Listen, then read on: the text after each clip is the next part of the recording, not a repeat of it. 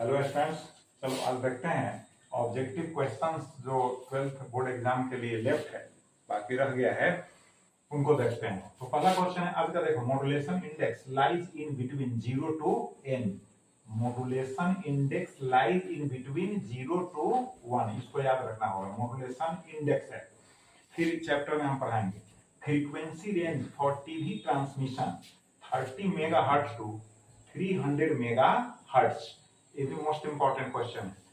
TV transmission tower height is to 45 meter, maximum distance to provide signal. तो इसका formula है, आगे पढ़ना है चैप्टर में। Small D is equal to root over 2RH। R जो है अर्थ का रेडियस, अर्थ रेडियस है, यानी पृथ्वी की त्रिज्या है। एच क्या है? हाइट है, तो कांस्टेंट है। तो इसका वैल्यू जब हम रखेंगे आर का एच का, तो कितना मिलेगा? 56 किलोमीटर। नेक्स्ट क्वेश्चन देखो, frequency does not change but speed and wavelength change in denser medium.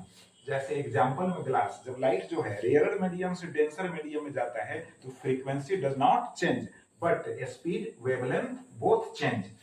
देखो नेक्स्ट क्वेश्चन देखो, unit of power of a lens dioptre होता है।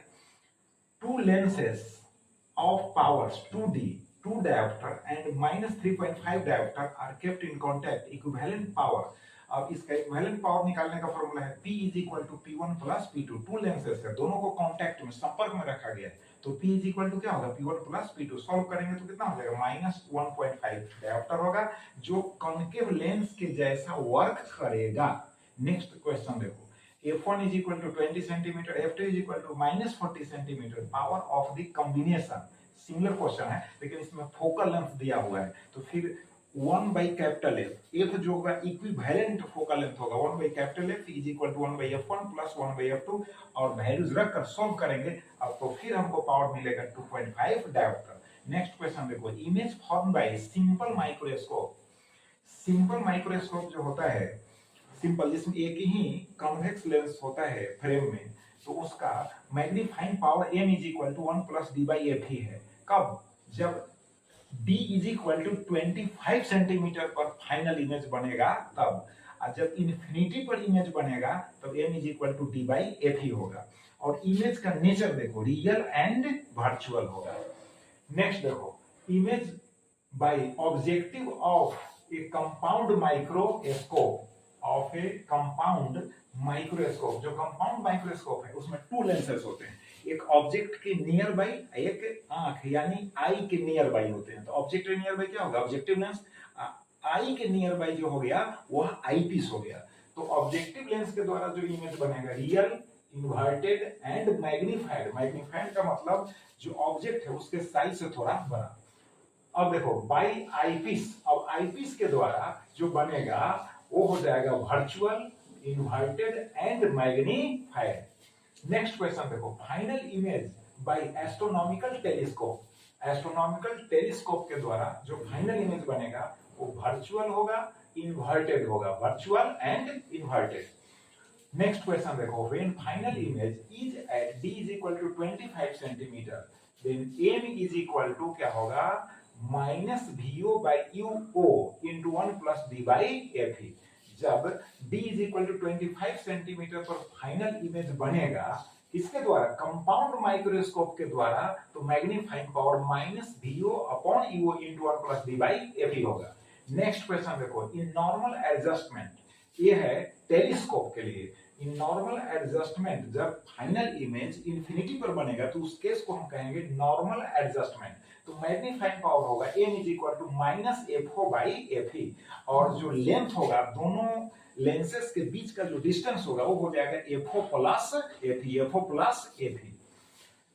और देखो नेक्स्ट क्वेश्चन क्या है, for telescope FO is equal to 20 centimeter, FE is equal to 2 centimeter, तो m is equal to कितना हो जाएगा? -10 होगा। इस फॉर्मूला का यूज कर लेंगे। नेक्स्ट क्वेश्चन देखो, इमेज एट रेटिना, आंख जो है, नेत्र जो है, आई के रेटिना पर जो इमेज बनेगा उसका nature real and inverted. Next question देखो, eye defect due to problem in cornea, यानी कॉर्निया में प्रॉब्लम के कारण जो आई डिफेक्ट होगा उसको हम कहेंगे अस्टिग्मेटिज्म।